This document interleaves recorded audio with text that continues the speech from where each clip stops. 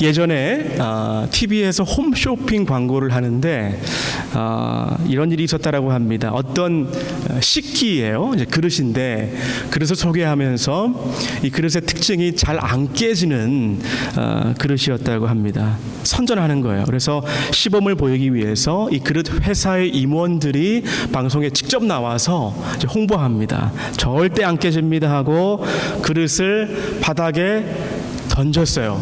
근데 이 그릇이 깨졌을까요? 안 깨졌을까요? 네? 산산조각이 났습니다. 네. 그런데 참 다행인 것은 이 방송을 진행하는 쇼 호스트가 하는 말 때문이었습니다. 습관적인 재치를 발휘하면서 하는 말이 깨져도 정말 안전하게 깨지는군요 라고 말하면서 이 상황을 모면했다라고 합니다.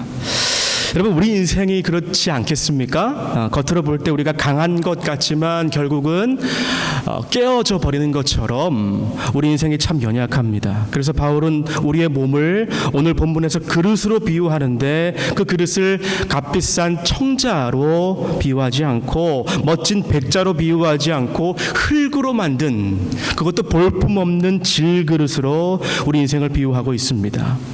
그렇다면 이 질그릇의 특징은 무엇일까요? 질그릇의 가장 큰 특징이라고 한다면 역시 잘 깨어진다라고 하는 것이겠죠. 우리가 그만큼 연약합니다. 얼마나 우리가 연약한지 한 끼만 밥을 안 먹어도 얼마나 배가 고픕니까? 막 허기가 지고 또 체온이 몇 도만 올라가도 몸이 아프고 열이 나고 조그만 바이러스 하나 때문에 온 인류가 패닉에 빠져버리는, 그래서 여러분 기억나십니까? 아마 우리 몽고베리 열림교회도 그랬을 거예요. 물론 작년까지만 해도 아마 거의 모든 교회에서 그랬을 것 같은데, 여러분이 교회에 예배드리러 오시면 입구에서 어느 분이 장갑을 딱 끼시고 그 템퍼처 체크하지 않습니까? 체온을 체크하시는 분들이 계십니다. 이마의 체온계를 재고 체온이 97이면 오케이, 그리고 98 오케이 패스. 그러다가 100도가 나와버리면 이때 어때요? 깜짝 놀라서 내가 지금 몸이 안 좋은가? 혹시 지난주에 내가 만났던 사람이 누구였지? 라고 단번에 걱정, 염려하게 되는 것이죠. 이것이 우리 인간의 연약한 모습입니다. 그리고 또 한 가지의 질그릇의 특징이라고 한다면 질그릇은 상처가 또 잘 나요. 그렇죠? 멋있게 유약을 발라놓은 그 코팅을 해놓은 그러한 비싼 그릇과는 달리 질그릇은 손톱으로 살짝만 그어도 상처가, 스크래치가 나기 마련이죠. 우리의 마음도 마찬가지라는 것입니다. 누가 한마디만 해도, 누가 좀 서운한 말을 해도 그것을 좀 덮어두면 될 텐데, 잊어버려도 될 텐데 자꾸 묵상하는 것이 무엇이죠? 우리가 하나님 말씀을 묵상하는 것이 아니라 대신 무엇을 묵상합니까? 그 사람이 왜 그때 그런 말을 했을까? 그 한마디가 계속 생각나서 곱씹게 됩니다. 바로 우리의 육신뿐만 아니라 우리의 마음에도 스크래치가 나는 굉장히 연약한 존재가 바로 우리 인간입니다. 지금으로부터 7년 전인데요, 2015년에 디즈니와 픽사가 공동으로 제작한 인사이드 아웃이라는 애니메이션 영화가 개봉되었습니다. 만화 영화니까 뭐 그리 대단한 내용이 있겠나라고 생각하실 수도 있겠지만, 이 영화의 내용이 실은 인간의 심리 체계를 다루고 있어요. 그래서 어린아이들뿐만 아니라 꽤 많은 심리학자들도요, 이 영화를 굉장히 관심 있게 지켜봤다고 합니다. 내용은 이렇습니다. 11살짜리 라일리라고 하는 소녀가 있는데, 이 아이의 머릿속에 이제 행동을 조정하는 5개의 감정들이 두뇌 속에 살고 있고, 그 5개의 감정들의 이름이 각각 뭐냐고 하니까 기쁨이, 슬픔이, 분노, 그리고 소심이, 까칠이, 이렇게 5개의 감정이 컨트롤 타워가 되어서 이 아이의 두뇌 속에 있다가 필요할 때마다 각자 어떨 때는 기쁨이가 출동하고 어떨 때는 슬픔이가 출동해서 이 아이의 행동을 지배하는 것이죠. 그래서 기쁨이가 밖으로 나오면 어떻게 될까요? 이 아이가, 라일리가 막 기분이 좋아져서 들뜨게 되고, 또 소심이가 밖으로 나오면 한없이 이 아이는 움츠려 듭니다. 그런데 문제가 생기는데 이제 영화에 보면 이 기쁨이와 슬픔이가 한 공간에 갇히게 됩니다. 다른 공간에 갇히게 되는 것이죠. 그래서 이 두 감정이 제 기능을 발휘하지 못하게 되니까 라일리에게 겉으로 드러나는 모습은 기뻐할 때 기뻐하지 못하고 슬퍼할 때 슬퍼하지 못하게 되어서 막 주변 사람들과도 부모님들과도 갈등이 생기게 됩니다. 그리고 때로는 5개의 감정들이 두뇌 밖으로 서로 내가 먼저 막 나가려고 하다가 감정이 뒤죽박죽 되어버리기도 하는 꽤 흥미로운 애니메이션 영화입니다. Inside Out. 인간이 어떤 자극에 의해서 그 감정에 따라 움직여지고 행동에 결정되는 것은 당연한 것이죠. 그런데 여러분, 우리 그리스도인들은 좀 다릅니다. 우리 마음의 컨트롤 타워의 진짜 주인이 있지 않겠습니까? 물론 여러 가지 감정들이 우리에게도 있지만 그 외에 남들이 가지지 못한 존재, 성령 하나님께서 우리 가운데 내주하고 계시고 우리 속에 하나님이 계십니다. 그런데 그 성령님을 모시지 못한 사람들은 자신 안에 담긴 다른 부가적인 것들에 따라서 일희일비하게 되는 것이죠. 성경은 예수님을 믿기 전에 우리 안에 담겼던 것들을 바로 죄라고 이야기합니다. 그 감정 자체가 잘못된 것이라기보다 죄가 그것들을 타락하게 해서 그릇된 생각, 그릇된 행동을 낳게 되는 것이죠. 그래서 저는 이 영화를 보면서 참 안타까웠습니다. 저 아이의 내면에 만약 예수님이 계셨다면 저렇게 혼란스러워하지 않았을 텐데. 사랑하는 여러분, 우리 인간이 다 연약하고 한계가 있어요. 그런데 오늘 본문에서 바울은요, 한 가지 중요한 역설을 말하고 있습니다. 어떠한 역설일까요? 우리 성경을 한번 보십시다. 우리 읽은 본문의 첫 구절인데요, 고린도후서 4장 7절 말씀입니다. 이 말씀을 우리 다 함께 소리내어서 읽어보았으면 좋겠습니다. 고린도후서 4장 7절 시작. 우리가 이 보배를 질그릇에 가졌으니 이는 심히 큰 능력은 하나님께 있고 우리에게 있지 아니함을 알게 하려 함이라. 아멘. 연약하고 상처나기 쉬운 질그릇에 지금 말씀 보니까 지금 뭐가 담겨 있다고 합니까? 귀한 보배가 담겨 있다고 합니다. 이것이 역설이죠. 도무지 이해할 수 없는 값싼 그릇에는 당연히 볼품없는 것이 담겨 있는 것이어야 정상인데 그 그릇에 보배가 담겨 있다 그랬어요. 여러분, 우리에게는 보배가 담겨 있습니다. 여러분 믿으십니까? 하나님의 영광의 빛이 있는 것이에요. 우리가 방금 읽은 9절 7절 바로 앞 구절 보시면요, 6절에 이런 구절이 있습니다. 하나님의 영광을 아는 빛이 우리 마음에 비추어졌다. 그러니까 우리 마음에 비추어진 빛이 있다 그러는데 그것이 바로 보배라는 것이죠. 너무나 큰 영광입니다. 우리가 감히 우리의 내면에 담지 못할 한이 없는 그 큰 하나님의 사랑, 그 밝은 빛이, 그 보배가 바로 우리 안에 있는 것이에요. 이것이 기가 막힌 사실이라는 것이죠. 그런데 여러분, 또 하나의 역설이 있습니다. 천한 질그릇에 귀한 보배가 담긴 것도 참으로 놀라운 사실이지만 더 놀라운 사실은요, 이렇게 불완전한 우리의 모습에 보배가 담기기 시작하니까 복음의 메시지가 손상되기는커녕 더욱더 활발하게 증진된다는 사실입니다. 오히려 더 능력 있게 선포된다는 사실입니다. 우리가 이 보배를 질그릇에 가졌으니 이것으로부터 뭐라고요? 말씀 보니까 심히 큰 능력이 나온다. 저는 바이올린을 잘 연주하지 못합니다. 어렸을 때 부모님에게 정말 떠밀려서 잠시 몇 달 정도 배운 적이 있긴 하지만 간신히 음만 내는 수준인데요. 만약 저에게 어떤 분이 100불짜리의 바이올린을 주고 한번 연주해 보십시오라고 한다면 아마 간신히 100불짜리만큼의 소리가 날지 모르겠습니다. 아니, 소리가 나기만 해도 정상일 것입니다. 그런데 바이올린의 거장 파가니니가 똑같은 100불짜리의 바이올린을 켜면 소리가 완전히 달라지겠죠. 100불짜리가 아니라 몇십만 불짜리의 소리로 들리게 되는 것입니다. 악기 자체의 문제가 아니라 그 악기를 누가 연주하느냐에 따라서 그 음악이 완전히 달라지듯이 여러분이 아무리 값비싼 4K TV, 8K OLED TV를 구입하였어도 그 TV에 들어오는 채널이 그 컨텐츠가 고화질 송출을 하지 않으면 그 TV가 아무런 소용이 없는 것처럼 이 심히 큰 능력은 나의 그릇으로부터 말미암는 것이 아니요 내 안에 담긴 보배 예수 그리스도로부터 나오느니라. 여러분 바울은요 이 사실을 체감했던 사람입니다. 이 능력이 그렇지 나로부터 나오는 것이 아니구나, 나의 그릇이 아니구나, 나는 그저 정말 내 모습을 보니까 연약한 질그릇일 뿐이구나. 아니 전 유럽을 복음화시켰던 바울이 대단한 인물이 어떻게 연약합니까? 오히려 강한 사람 아닙니까? 라고 우리가 질문할 수 있겠지만 바울은 오히려 수많은 한계를 경험했던 사람이었습니다.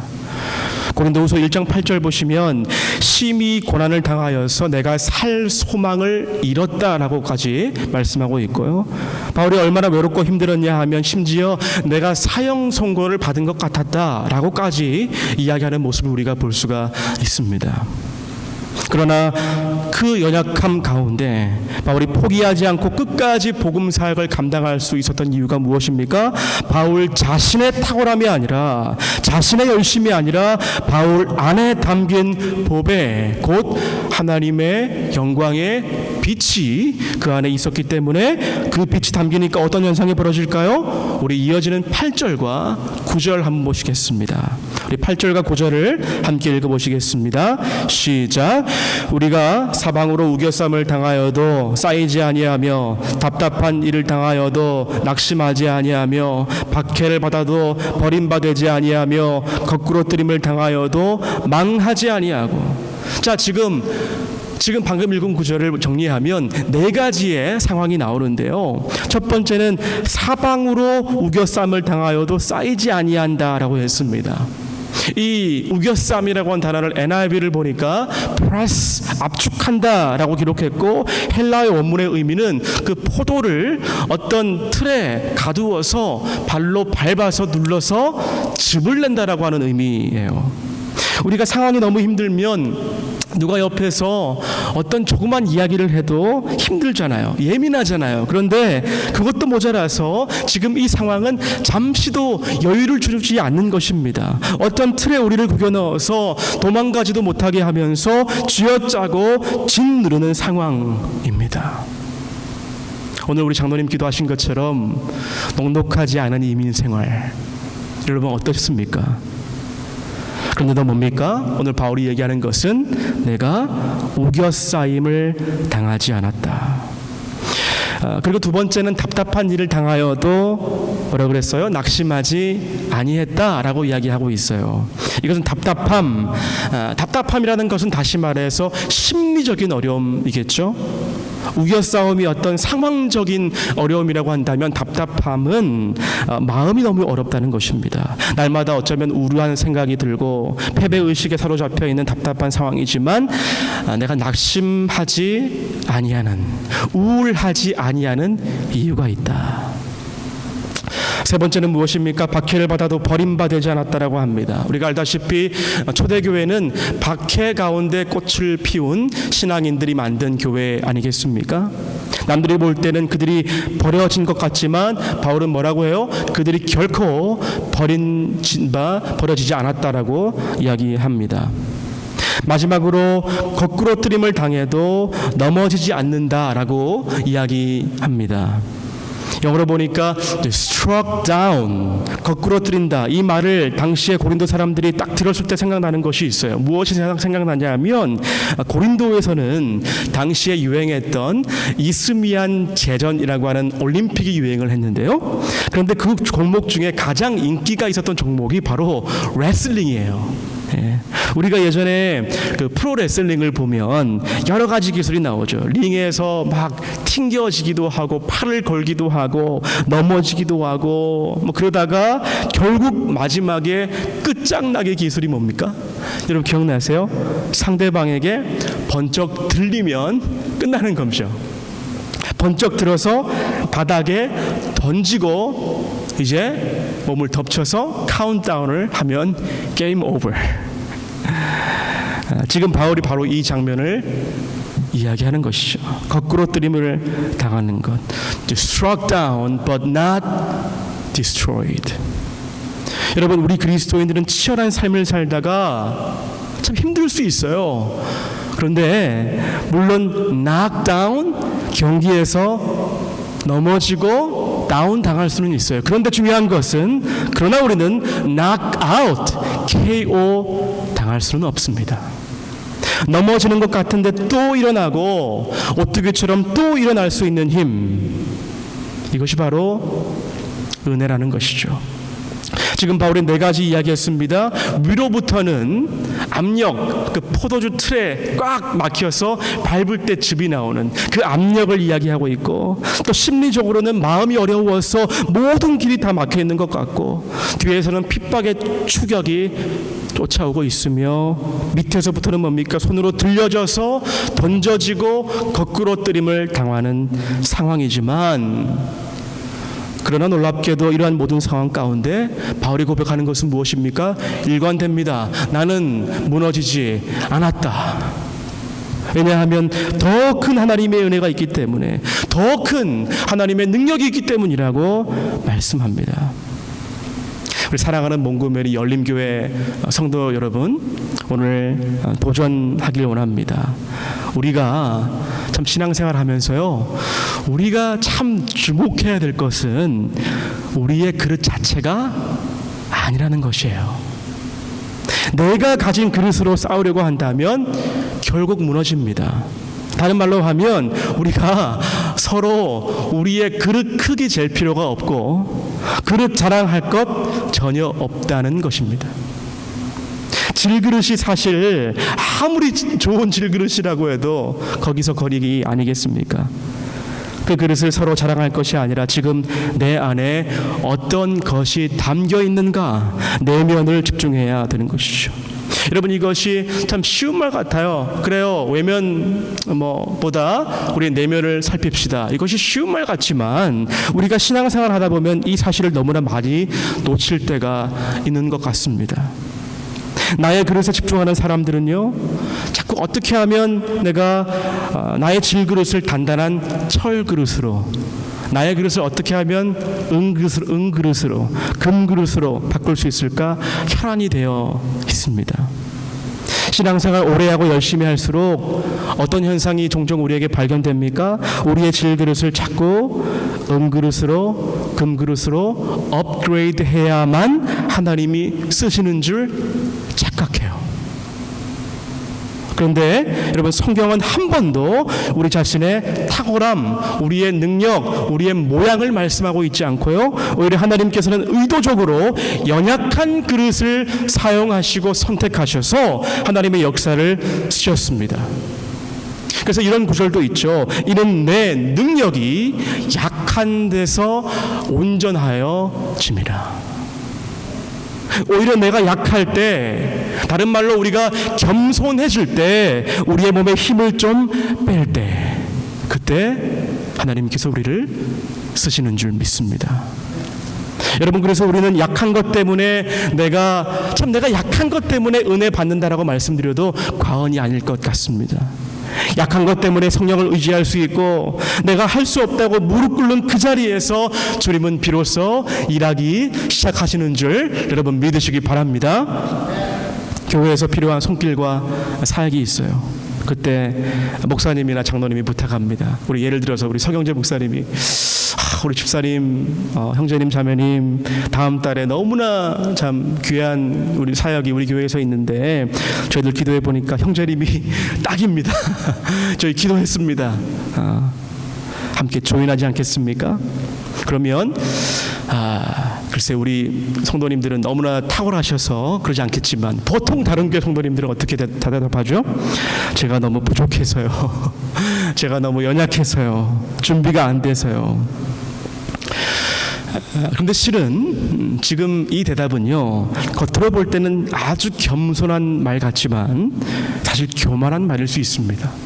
왜냐하면 내 안에서 일하실 주님, 내 안에 담긴 그 보배이신 주님을 부인하고 망각하는 것이기 때문이죠. 당연히 우리는 할 수 없죠. 그러나 우리가 약하기 때문에 더 성령을 의지할 수 있고, 약하기 때문에 하나님이 더 드러나시고 하나님이 영광 받으신다는 사실을 기억하시기를 바랍니다. 성경은 일관되게 말씀하고 있어요. 분명 은그릇도 있겠고 금그릇도 있겠지만 항상 연약한 자들을 먼저 사용하신다고 말씀하고 계십니다. 이것은 우리가 실력을 갖추지 말아야 한다는 의미가 아니라 당연히 우리의 지성과 영성과 인격을 훈련해야겠지만, 문제는 때로는 그러한 실력들이, 여러분 잘 들으시기 바랍니다, 그러한 실력들이 자꾸만 우리 안에 담긴 보배를 가리게 해요. 맞습니까? 보배가 드러나지 못하도록 합니다. 여러분, 하나님은 자기 생각이 너무 확고한 사람을 쓰시지 않습니다. 지금 성경에서 약해지라고 하는 말은 여러분이 일부러 실패해야 된다는 말이 아니라 오히려 하나님 앞에 깨어지고 하나님 앞에 무릎 꿇고 그 하나님을 두려워하고 겸손해질 때, 그때 하나님께서 우리 성도님들을 들어 사용하게 되실 줄 믿습니다. 설교 서두에 제가 우리 안에 담긴 보배는 곧 하나님의 영광의 빛이라고 말씀드렸는데요. 본문 6절에 그렇게 설명하죠. 하나님의 영광을 아는 빛이 우리 마음에 비추어졌느니라. 그런데 그 빛은요, 우리 안에 머물러 있기만 할까요?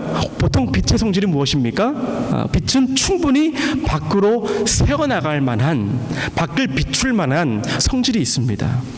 자, 다시 정리하면 질그릇 안에 보배가 담겨 있어요. 그런데 그 보배는 그리스도, 즉 하나님의 영광의 빛이 들어있는데, 그 빛이 밖으로 새어나가야 된다면 어떻게 해야만 그 빛이 새어나갈 수 있을까요? 어떻게 될까요? 그 그릇이 깨어질 때, 그 그릇 안에 담긴 보배가 새어나가려면 그 그릇에 균열이 갈 때, 금이 가기 시작할 때. 그래서 우리는 우리의 그릇을 업그레이드 하려고, 단단하게 하려고 노력하기보다 오히려 더 중요한 것은 우리의 그릇을, 우리의 자아를 깨뜨려야 한다는 사실입니다. 그래서 바울이 이야기합니다. 나는 날마다 죽노라.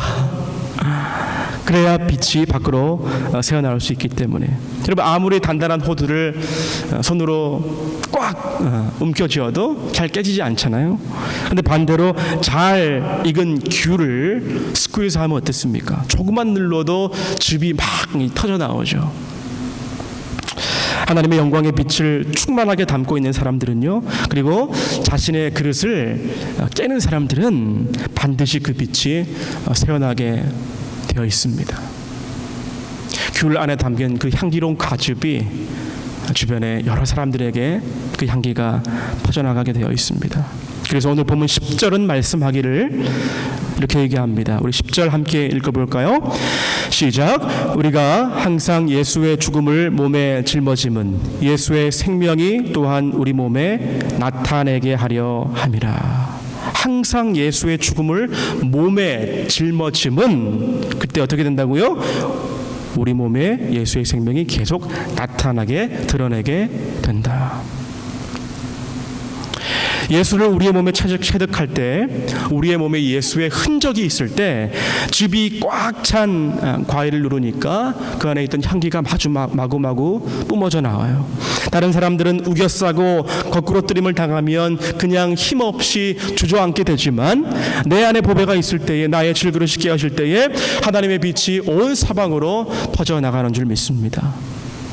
그래서 내 안에 담긴 빛은 나에게만 담길 뿐만이 아니라 결국 다른 사람에게도 비춰져서 그 사람을 살리게 하는 것이죠. 그래서 본문 14절은 말씀합니다. 주 예수를 다시 살린 이가 예수와 함께 우리도 다시 살리사 너희와 함께 그 앞에 서게 하실 줄을 아노라. 우리도 너희와 함께 다시 살리사. 나의 깨어짐을 통해서 우리도 살고 다른 이도 살리는 것입니다. 깨어졌더니 다른 이방인들도 소망을 가지게 됩니다. 그래서 로마서 9장 24절에 말씀하죠. 이 그릇은 우리의 것이니, 곧 유대인 중에서뿐만 아니라 이방인 중에서도 부르신 자니라. 초대 예루살렘 교회가 핍박을 당해서 어쩔 수 없이 흩어지게 되자, 그때 하나님께서 놀라운 선교 역사를 새롭게 쓰신 것처럼 이것은 세상이 이해하지 못하는 또 하나의 역설입니다. 사랑하는 성도 여러분, 올 한 해 벌써 반이 지나가고 있습니다. 이제 벌써 7월 마지막 날이죠. 이제 내일부터 이제 8월이 되는데, 연초에 우리가 이런저런 다짐을 많이 하셨을 것이라고 생각이 되어집니다. 2022년이 되면 뭐 이거 해봐야겠다. 올해는 이 사업도 해보고 저 사업도 해봐야겠다. 우리 청년들은 어떻습니까? 이 학교에 또 저 직장에 한번 원서를 넣어봐야겠다. 우리 아이들에게는 여기 한번 보내서 이거 한번 가르쳐 봐야겠다. 나름대로 무언가 해보려고 계획하고 다짐했는데 이제 벌써 8월이 되고 있습니다. 뭔가 내가 지금 빨리 해야 되는데 지금 이럴 때가 아닌데 라고 생각되는 것이죠. 병상에 누워 계신 분들은 하나님 왜 저를 지금 이 병실에 누워 있게 하십니까? 지금 할 일이 얼마나 많은데요. 그런데 그때 하나님 뭐라고 말씀하실까요? 내 능력이 약한 데서 온전하여 짐이라. 하나님의 때를 기다리고 차분하게 힘을 빼라는 것이죠. 상황이 막혀 계십니까? 그렇다면 이것은 나의 그릇을 깨라는 하나님의 신호이구나. 이것은 내 안에 보배를 채우라는 하나님의 뜻이구나. 그런 기간이구나 라고 생각하는 것이죠. 저는 하나님 앞에 우리의 연약함을 고백해야 될 때가 바로 오늘이라고 생각합니다. 팬데믹을 참 지나가고 있는 그 포스트 팬데믹의 기간, 이때야말로 우리가 하나님 앞에 깨어지고 하나님께서 우리를 쓰시기 정말 좋은 때가 아닌가 생각합니다. 바울은 연약했어요. 그리고 바울의 시대 못지않게 현재 우리들의 삶도 참으로 연약한 상황 가운데 있습니다. 관계의 문제, 건강의 문제, 재정의 문제, 신분의 문제, 자녀의 문제, 여러분 우리가 얼마나 연약한지 여러분 경험하지 않으십니까? 그러나 적어도 오늘 본문을 통해서 우리가 알 수 있는 사실은 inside out, 뒤집어서 우리의 내면에 무엇이 있는지 보라라고 하는 것이에요. 보이는 외면에 집중하지 말고 보이지 않는 우리의 내면을 바라보라는 것입니다. 그래서 바울은 18절 이렇게 얘기합니다. 우리가 주목하는 것은 보이는 것이 아니요 보이지 않는 것이니, 보이는 것은 잠깐이요 보이지 않는 것은 영원함이라. 우리의 눈에 보이는 것은 잠깐입니다. 지나갑니다. 우리의 그릇도 잠깐이에요. 왜냐하면 금방 깨지기 때문에. 여러분 각각의 남들에게 차마 이야기할 수 없는 어려움들 곧 사라질 것입니다. 그러나 보이지 않는 것이 가장 실제적이며 중요한 것이요, 성경은 그것을 주목하라고 오늘 우리에게 말씀합니다. 사랑하는 여러분, 손 한 번 움켜쥐면 단번에 깨지는 연약한 우리의 인생, 오늘 우리의 질 그릇에는 어떤 것들로 가득 차 있습니까? 우리가 오늘 스스로 질문하시면서 결단하며 답을 내리시길 바랍니다. 질그릇 같은 우리 자신을 평생 묵상하며 살 것인가, 아니면 보배이신 주님에 만족하며 그 주님을 드러내며 살 것인가? 오늘 나의 그릇을 하나님 앞에 내어 드립시다. 연약하고 부족하고 상처 많은 나 같은 질그릇을 택하셔서 보배를 담게 하신 주님, 그리고 우리를 높이 들어 사용하시겠다고 말씀하신 주님. 얼마 전에 돌아가신 J.I. 패컬 목사님은 이런 말 했습니다. 예수님은 우리 인생의 백그라운드가 아닙니다. 우리의 주관자 되십니다. 사랑하는 몽고메리 열림교회 성도 여러분, 진정한 주인이 누구인가? 우리 인생의 진정한 보배가 무엇인가? 이 질문 앞에 바라기는 깨어지시고 빛을 발하시는, 그래서 여러분도 살고 이 지역 사회가, 여러분의 주위 가정과 그리고 교회와 일터가 사는 저희 모두의 복된 인생 되시기를 주님의 이름으로 간절히 축원드립니다. 기도하겠습니다.